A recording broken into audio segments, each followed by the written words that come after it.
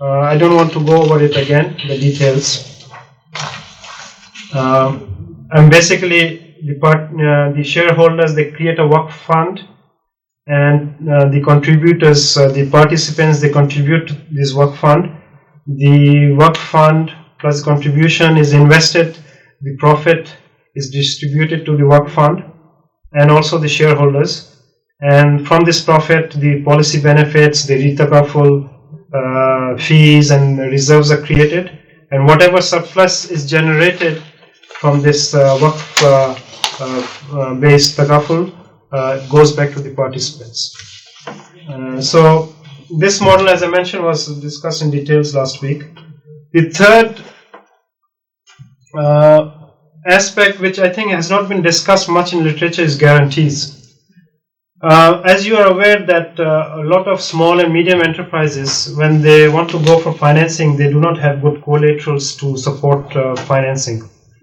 And a lot of governments, they actually have national guarantee schemes for the small and medium enterprises. The only problem is that in Sharia, guarantees should be gratuitous contracts, means they should be free. You cannot charge fees for guarantees. Even though in the Middle East, in the Gulf, some Sharia scholars have allowed fees for providing guarantees under certain conditions, and most of the banks, they are actually offering guarantees and taking fees. I'm talking about Islamic, quote-unquote Islamic guarantees. But if we take the Sharia issue that guarantees cannot charge fees, then I think the way out is to actually look at Waqf-based institutions which are providing guarantees, especially for small and medium enterprises. So we have Waqf institutions, cash Waqf, again, which invests in a fund where it's getting some returns, and it is providing this fee without doing guarantees, without fee to small and medium enterprises. Now again, as I mentioned, this is just an idea and I'm not sure how it will work, but it's something which further research can be undertaken. So I'm coming to the conclusion. We see that the current status of Waqf in many countries is very not very productive. They are unproductive assets, but there are opportunities of reviving this institution. And one way we can revive this institution is actually to integrate it with the Islamic financial sector. Now, in this today's lecture, we have gone over, actually skimmed through some of the ways in which Islamic financial industry and the Waqf in some ways can be brought together, and each sector can benefit from each other. But this is an area where actually more research and input from scholars are needed.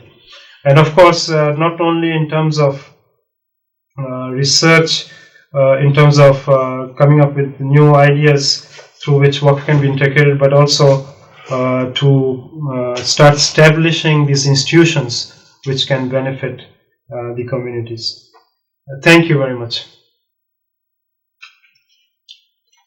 Thank you, Dr. Habib, for a very insightful presentation on Islamic finance. Waqf can undoubtedly and indisputably play a major role in social transformation and social engineering in Islamic societies. I just have a brief question before I invite others. If you could let us know some studies which or findings of studies to compare, to evaluate the relative efficiency of Waqf institution as compared to the conventional trusts, as we know. Because if we look around, we find many Islamic organizations, other than in addition to the NGOs and other organizations in the not-for-profit sector. Even these institutions also seem to prefer the conventional trust form of organization rather than going for the Waqf form. So if there are any theoretical studies on measuring or evaluating the relative efficiency of these two forms, of course they are very close. There are a lot of similarities between the conventional trust and the Islamic trust, as we call the Waqf. But what is the verdict on the relative efficiencies? Actually, thank you very much for this question. I think in some other paper, which that was probably one of the last papers I did at IRTI, I looked at the not efficiency of Waqf and trust, but the efficiency of the laws which govern these institutions. And what we found was that, especially I looked at Bangladesh, and this probably is also applicable in other countries like Pakistan, is that if you create a Waqf, I mean, if you want to dedicate some of your money or asset, and you are thinking of trust and Waqf, you look at the two laws. If you create a Waqf, what you're doing is you're giving under the Waqf law the right of the government, who is questionable in terms of corruption and other things, to come and interfere anytime in the Waqf you're creating. Furthermore, you have to give 5% of the income of the Waqf to the government. And then there are other issues. If I create a trust, the government does not have the right to come and interfere in a trust. I do not have to pay an extra 5% of my income to the government. So if I am a rational person and I have a choice between creating a Waqf and a trust, I think I will go for trust. So part of the problem is that we are not seeing a lot of Waqf in Muslim societies, is that the Waqf law themselves are very inefficient. They put a lot of burdens on the Waqf institution, and as a result you have a lot of Islamic non-profit organizations now registered as foundations and trusts and not as Waqf. I don't know if I have answered your question. Now, if you look at the relative efficiency itself, I'm not aware of any studies which look at the efficiency of trust and Waqf. But I don't think there will be any problems in terms of efficiency, especially if it is managed professionally. If Waqf institutions, and of course there are some cases, especially if you look at Singapore case, where the Waqf properties are actually managed very efficiently. And also I think in Kuwait they have some examples where Waqf properties are managed pretty efficiently.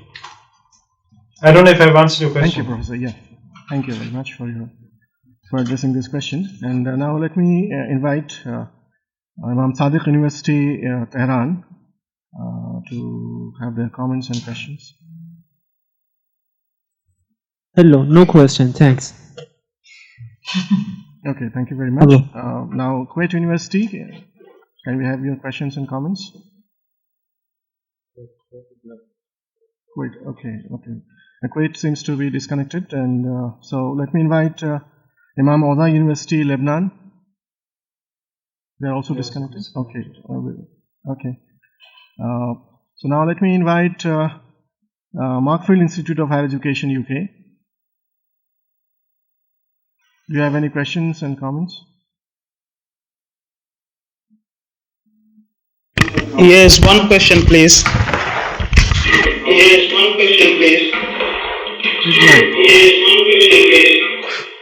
Go ahead. Okay, thank you for the wonderful presentation. My question is, how do we turn an altruistic contract of Waqf into a commutative contract that you've just been talking about? I did not really get it clear, that someone would leave a piece of land, and then that land could we could construct buildings and then do business on that. Please clarify on this. Actually, I think this is one of the things I was trying to, in some ways, imply in my lecture, that we have a very confused concept of Waqf, and what you just asked is what a lot of people think about Waqf, that it is a land which we cannot touch, which we cannot develop. And that's one of the reasons that most of these Waqf properties which were dedicated for some social objectives are in some ways are unproductive assets. Now, the objective of a Waqf is, if it's a social Waqf, I'm not talking about religious Waqf, is that the income from that Waqf should be used for some specific purposes. Now, if the Waqf deed specifically mentions that nothing cannot, that no development can take place on this land, if it specifically mentions that, then we have a problem. We cannot develop it. But if because the Waqf deed is binding, and actually it's the Sharia scholars who should in some ways decide how to deal with this. But if the Waqf deed does not say that specifically that you cannot develop this property, as I mentioned, the fiqh of Waqf states that everything is open to ijtihad.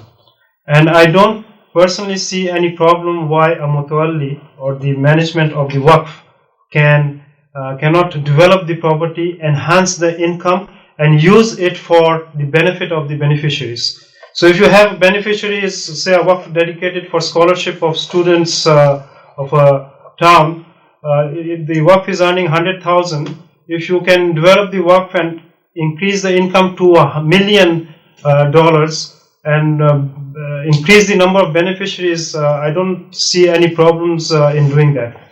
And that is what was the purpose of this lecture, is to bring in the Islamic financial institution, develop these properties, and enhance the social impact of the Waqf institutions. I don't know if I have answered your question.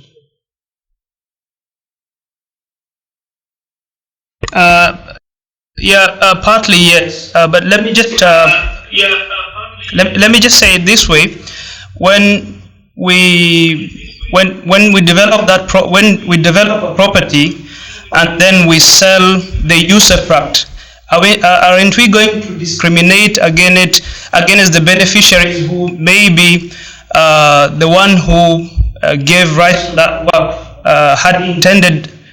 So they might be discriminated against in terms of the usufruct.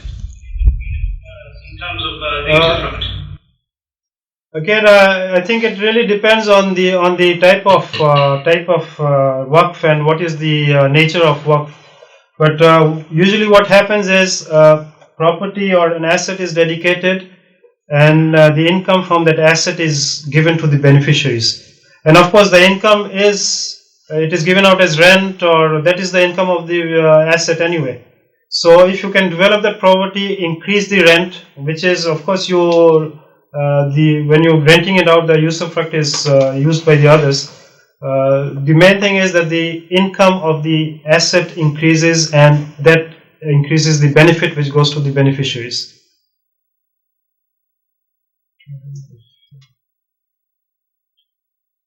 Thank you.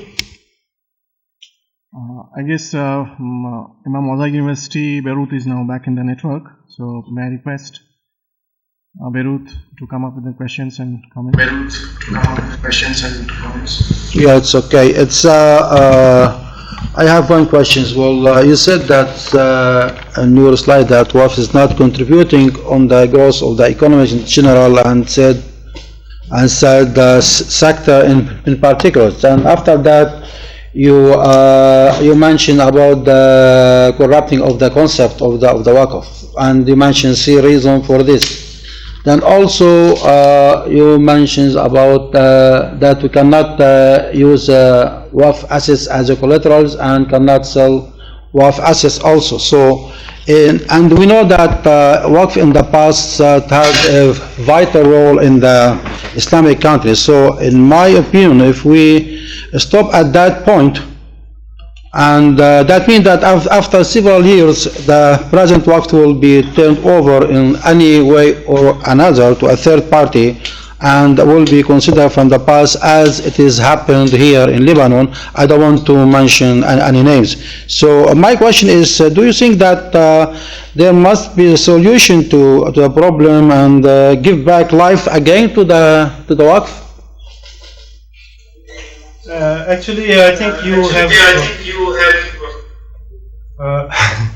you have touched a very important question, or you have raised a very important issue. Could you mute your microphone, please?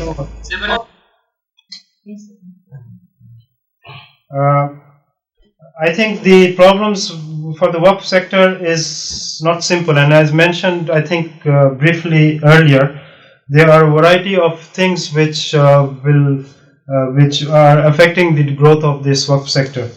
Among others, I briefly mentioned about the legal systems, the attitude of a lot of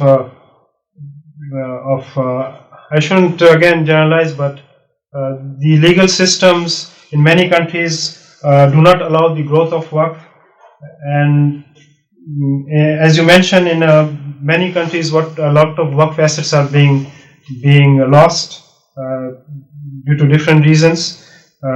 What I'm trying to say is maybe when we talk about revival of the institution of Waqf, we're not only looking at how to develop the existing Waqf, but to think of ways of bringing back this institution so that people who want to make new Waqf, they have ways and means to do that. And of course, one of the first thing which is needed for reviving the Waqf is to have good Waqf laws, which is lacking in many Muslim countries. If you do not have good Waqf laws under which Waqf can be created, I don't see how the sector can flourish. What will happen is we'll have non-profit sector in Muslim countries in terms of foundations and trusts, but not as Waqf. And as for this lecture itself, it is actually just looking at how the Waqf, without looking at the other constraints, the legal and political in some ways, but to look at how the Islamic financial sector can help assist development of Waqf and how we can use the concept of Waqf in Islamic finance to achieve some social objectives. I don't know if I've answered your question. Okay, thank you very much. Thank you very much. Thank you. Brothers from Pakistan, if you could let us have a view of the participants and also let us have your questions. Thank you, brother. And thank you, Dr. Habib Rahman, for very elaborative lecture on this concept and raising many issues which could be used by the students for their future research. So one of our students want to ask questions, so I'll ask him. Bismillahirrahmanirrahim. I am Akbar Ali Bhatti from Pakistan. In this lecture you have stressed on Waqf. In this age, even Muslims are not ready to pay zakat honestly. Who will be ready to waqf his property even? 14 centuries ago, about Islam has much stressed on these things like charity, zakat, these things. Do you think that we now must look for some economic activities without thinking these theoretical stories that now Muslims will waqf zakah or something?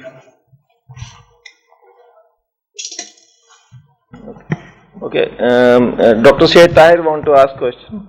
So, Assalamu alaikum. Dr. Habib, I really enjoyed your presentation and learned. This is a new area for me. Thanks for leading so nicely. You mentioned with reference to Sheikh Mustafa Zarqa that everything in Waqf is under the realm of ijtihad.